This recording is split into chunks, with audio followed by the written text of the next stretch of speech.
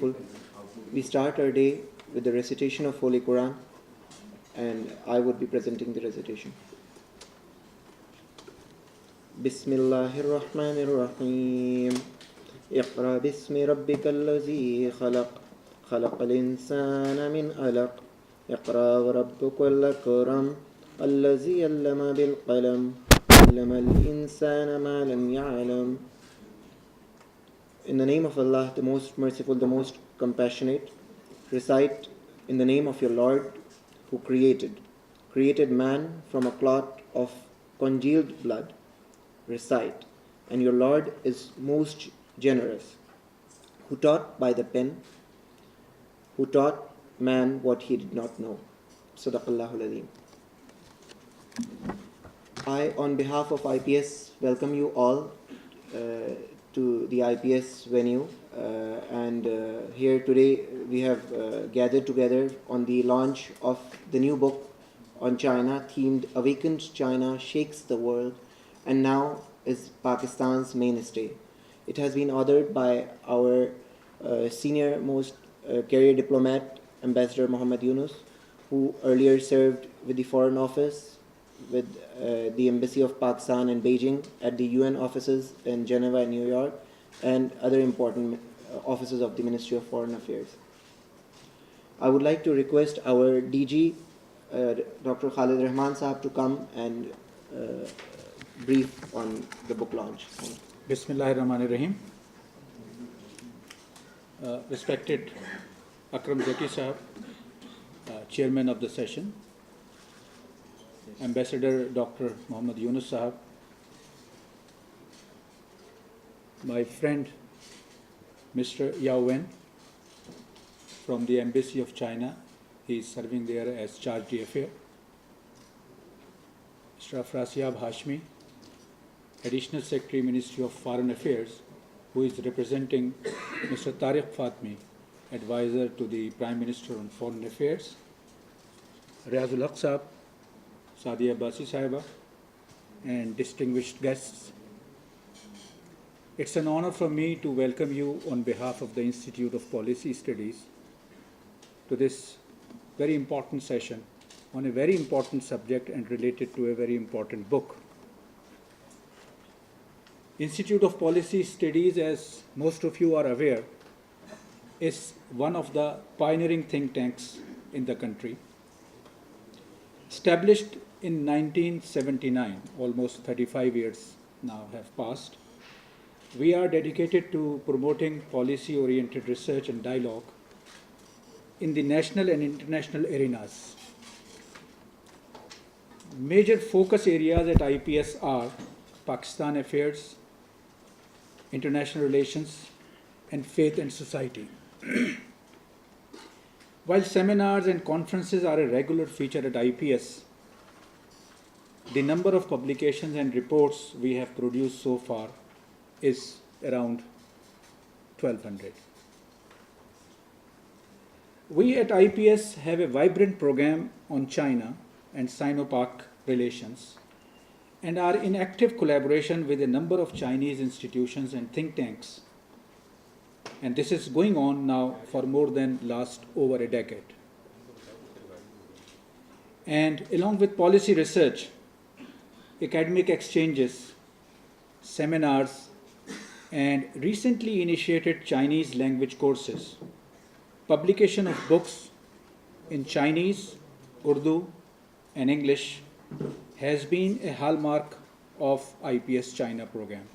In fact, IPS is perhaps the only institution which has brought out a number of publications in Chinese with regard to Pakistan-China relations. Our program on China studies at IPS undertakes the subject from three important dimensions. One, understanding internal dynamics of emerging China and its evolving role in the contemporary world. Two, understanding the dynamics of Pakistan-China relations and taking measures for strengthening this bond further. And third, increasing understanding and awareness between the two countries on various subjects and at different levels of interaction. As to the session today, I regard it as an extremely important and significant event, as it is going to discuss a book that duly complements the program's objectives from all the angles which I have just mentioned. The writer, Ambassador Dr. Yunus, is not a stranger to most of you who are present here, since he is not only a retired diplomat, but has also written extensively with around a dozen books to his credit. Dr. Yunus got the opportunity of working in Pakistan's embassy in Beijing at the very outset of his career in early 1950s, when the foundations of Pakistan-China relations were being formally laid. His last assignment was also related to China, as his retirement also took place as an ambassador to this great country in 1982. In between, he was posted in Beijing in 1960s as consular, and of course he had the opportunity to serve in various positions, including a considerable time in China section in Ministry of Foreign Affairs in between. Hence, during the 3 decades of his career, he not only observed closely the evolving relations of Pakistan and China, but also often played direct role in the development of these relations. So while he had developed a personal interest in China, his role enabled him to understand directly the changing dynamics of China's social and political trends, as well as China's role and impact upon in the light of several of its interactions with the global powers, neighboring countries, and other states. University of Calgary, Canada, where he still is going and teaching as visiting scholar. He has been teaching in the university for the last 20 years, and there also his focus has been on China. And in fact, he has been taking the groups of students from that university to China almost every year. So he has not only developed that interest during his Foreign Office Association, but still he is maintaining that contact and that interest. In view of the deepness of all weather Sino-Pak relations, it was quite natural that Ambassador Yunus got opportunities of meeting and working with the supreme leaderships of both Pakistan and China. His memoirs, therefore, quite succinctly encapsulate the discussions and debates taking place in the backdrop of important events and decisions.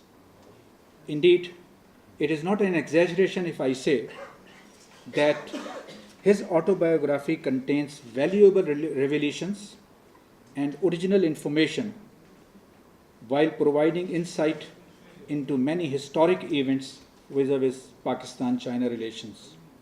Add to it his simple yet fluent style of writing has made the whole account a pleasant reading and learning. Another important contribution of this insightful and fascinating work, in my view, is that it also helps in understanding the dynamics of Pakistan's foreign policy, its priorities, and its processes. While going through the account, one gets inspired with the dedication, commitment, and hard work with which our diplomats have performed in a complex and many a times unfriendly environment.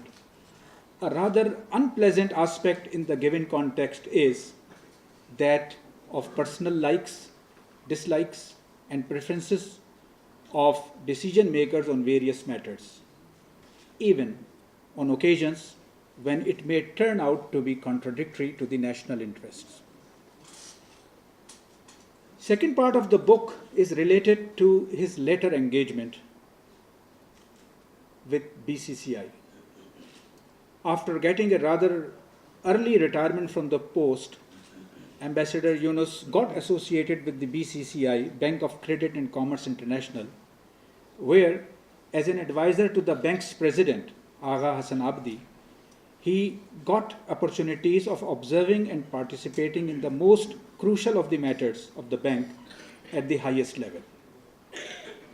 His detailed account related to the rise and fall of the banking genius Agha Hassan Abdi and the BCCI, which is based on his direct observations, being an advisor, an insider, thus reveals the real factors behind the closure of BCCI and the game played by the powerful international players in this regard.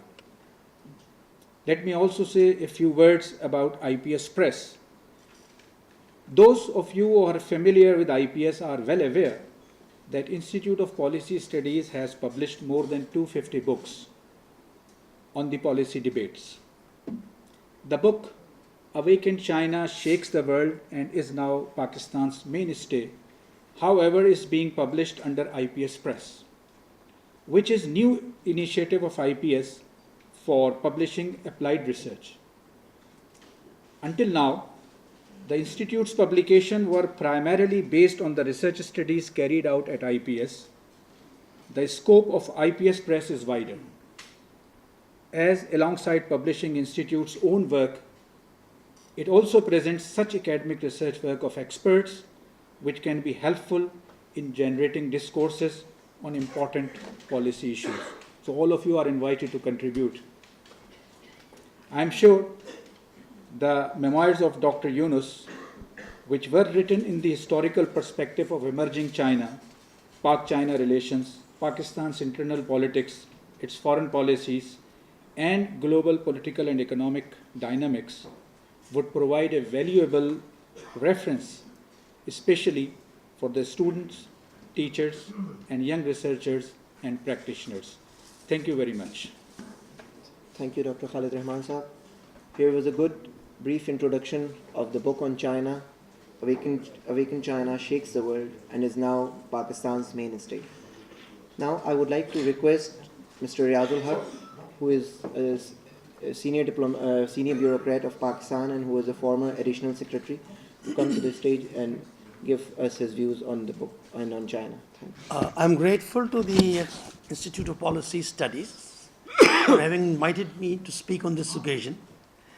And I am grateful particularly to them to allow me to speak first, although the portion I'm covering is not the major thrust of the book.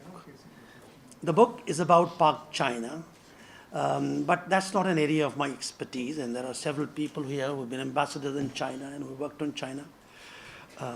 So I'll focus on this part because I have another commitment which I cannot afford to miss. With your permission, sir, or Ustad Sahab ki ijazat se.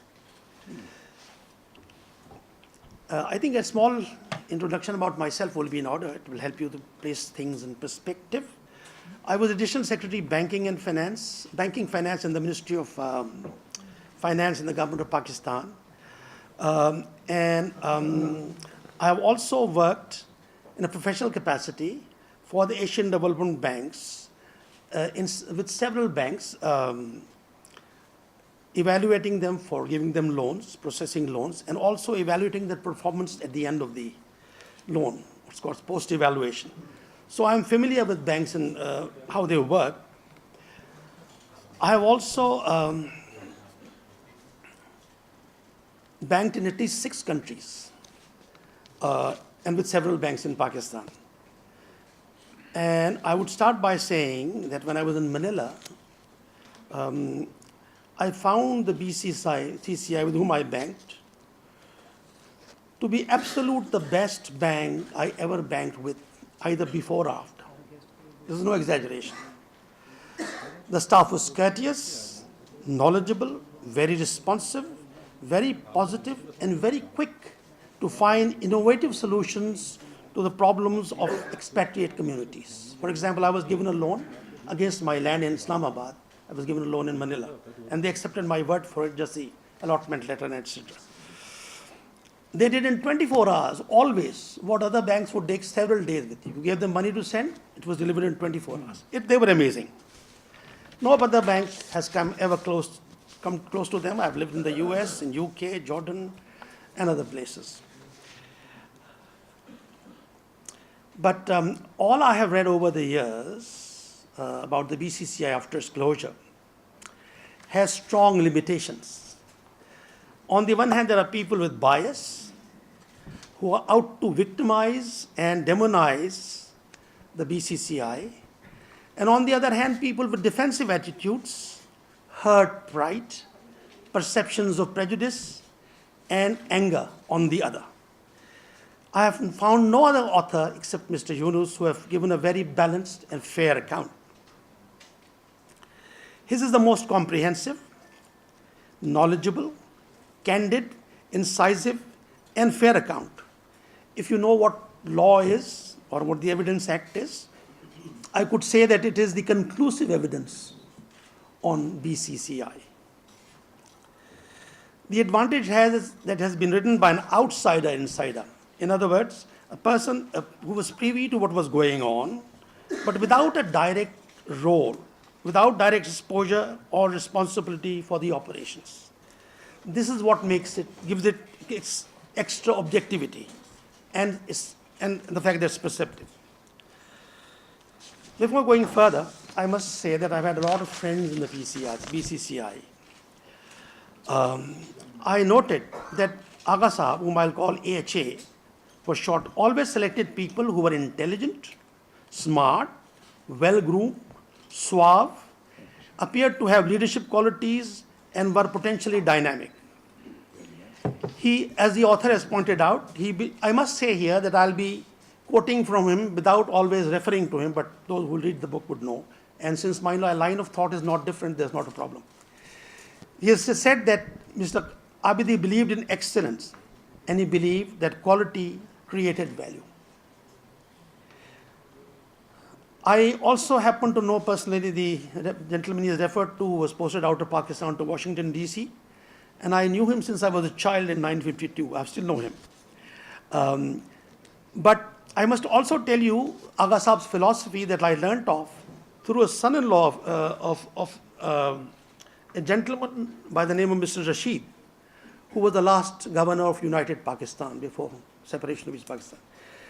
Mr. Rashid was hired by Mr. Abidi, and when he asked Mr. Abidi what my role is going to be, he said, "Sir, you are just going to decorate the office." By which he didn't mean there's going to be a decorator, but the fact that he's sitting there would be adequate. This was the court culture reflecting in Aga Hassan Abadi. Aga Saab, this was by the way, Sir Shaukat Fareed who told me this. He's married to Rashid's daughter. He's my batchmate. BCCI was a phenomenon in the banking world, the like of which has never been seen before or since, as Mr. Yunus points out. But this was intricately related to the personality, the vision, the dynamism, and the management and banking skills of its founder, Mr. Abidi, and in an inexplicable way to his mysteriously inspired personality. I have met Mr. Abidi on a number of occasions, but never alone, unfortunately, mostly at dinners. Early on, Mr. Abidi had won recognition in the US for having drawn up the best regulatory framework for which there was a competition at the time.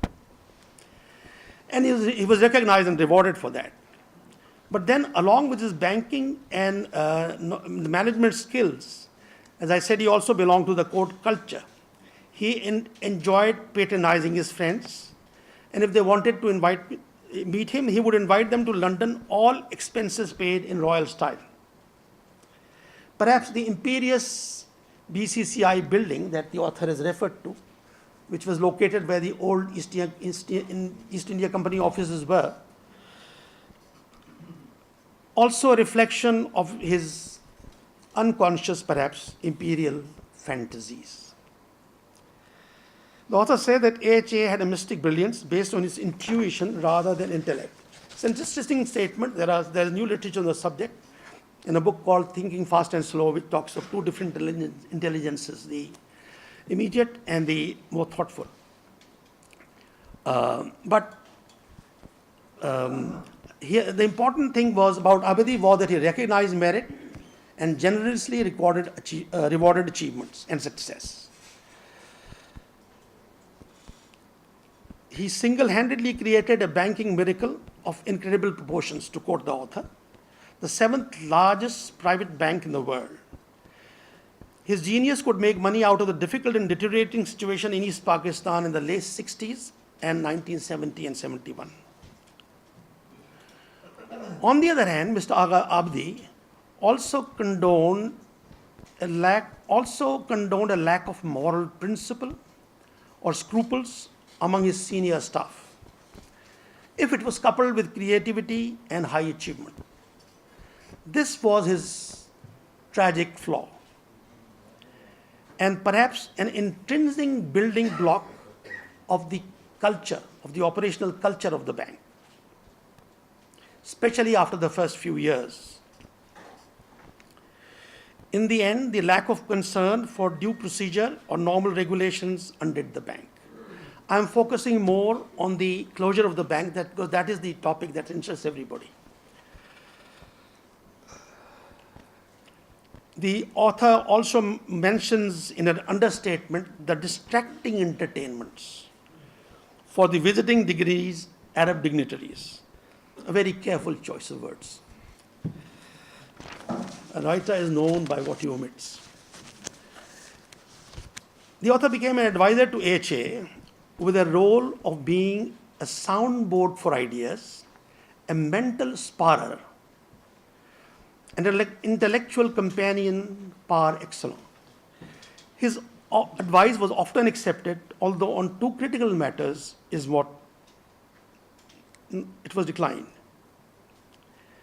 AHA overlooked the presence of deadwood as a small cost to pay, and more importantly, the problems that had crept into the bank's management due to the unfettered freedom that he allowed his officers.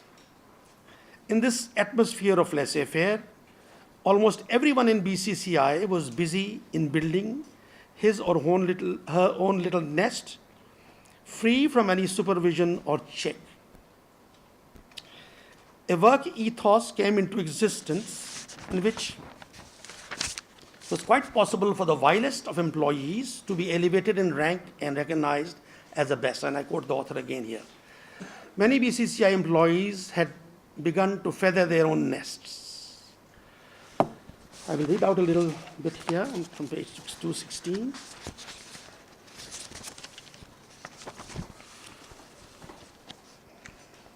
The fountainhead of this unscrupulous culture in BCCI was one of Abadi's own management principles. He devoutly believed that a loyal employee had to be freed first from all worry about personal needs in order to reach, as Abadi described, the possible ceiling of his or her achievement. Once thus motivated, they could become performer of miracles and influential in the communities in which they worked.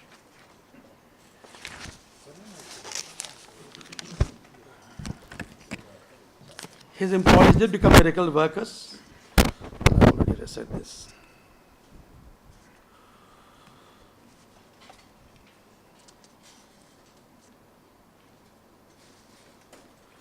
I mentioned earlier that Abadi had handpicked people with tremendous achievement capabilities and with excellent contacts. I knew, for example, the son of the State Bank governor in India, who was appointed by him. Now, among his flaws was the fact that he kept aloof from the London social scene, even from the banking peer group, a strong negative for his image in a place like London. He did not try to win over friends except clients, employees, and influential people.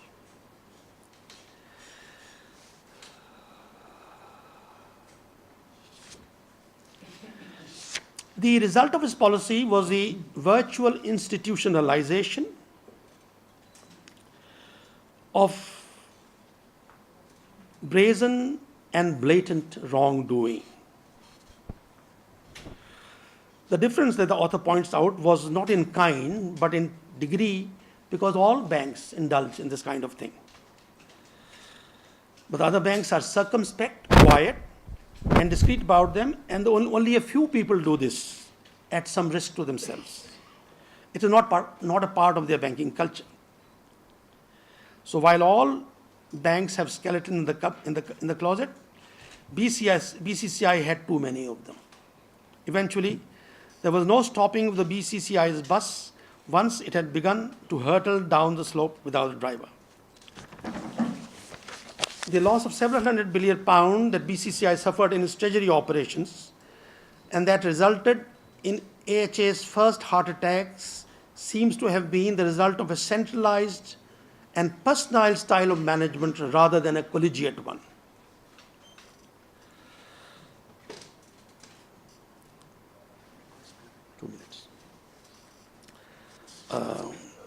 This style of management bordered on professional arrogance and perhaps delusions of omniscience about banking.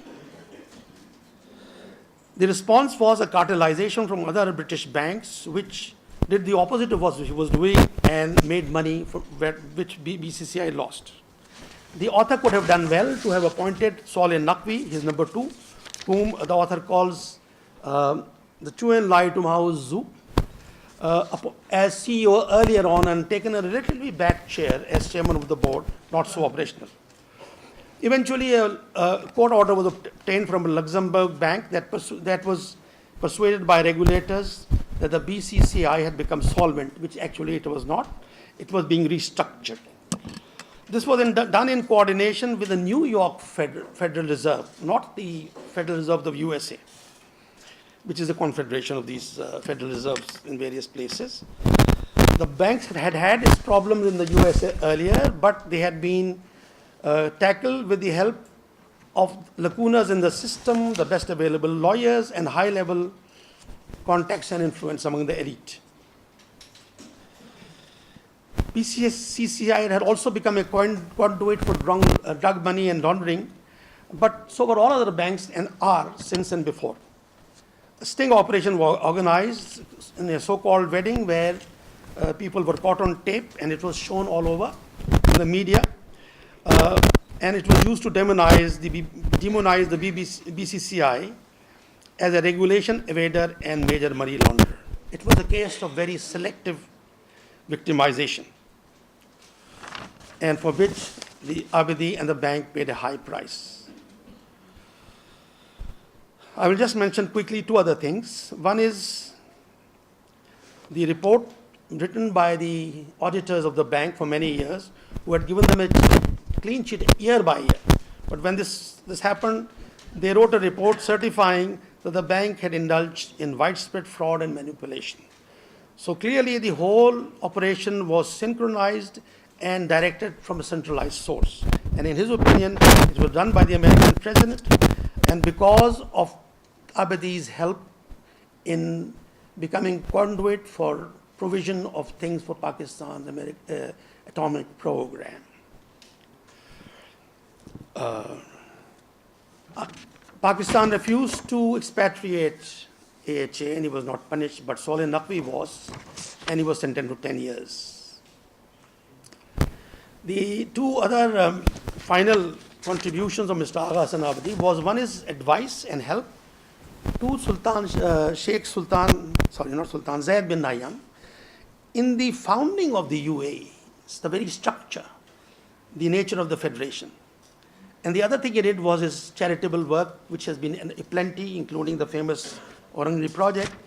I know it at a personal level that every person in the BCCI was expected to contribute 2.5% of his income in charity. And as a matter of fact, the people I know always did at least that.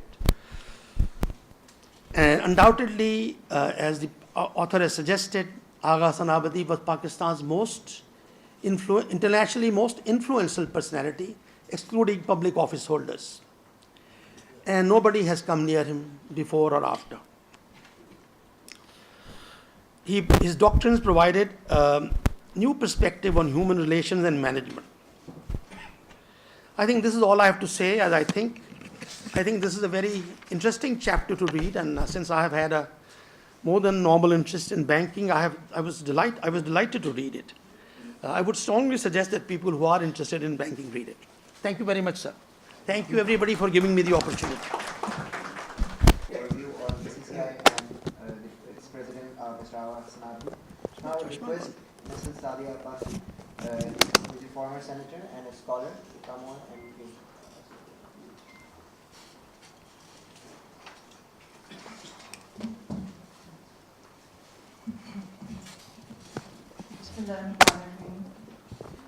At the outset, I would like to thank Dr. Khalid Rahman for extending an invitation to speak about Ambassador Muhammad Yunus's book. It is an honor and privilege for which I am certified. And I would also like to welcome the chief guest, Mr. Yao Wen, who is representing the Embassy of China here today. I take this opportunity to welcome the session chair, Ambassador and Secretary General Akram Zaki, Ambassador Afrasiab Hashmi from the Ministry of Foreign Affairs, Mr. Riyazul Haq, who is a member of the Institute of Policy Studies and is on the National Academic Council, and other participants of today's events. Finally, I would like to extend a very warm welcome to Ambassador Muhammad Yunus. His book, Awakened China Shakes the World, is now Pakistan's mainstay, is the reason for all of us being present here today. I see myself as an interested or curious observer of policy matters in general and foreign affairs in particular, as there are other pursuits that I have to deal with. Moreover, if there is no role or contribution, then it is prudent to be an observer. However, I'm glad that Dr. Rahman asked me to review Ambassador Yunus's very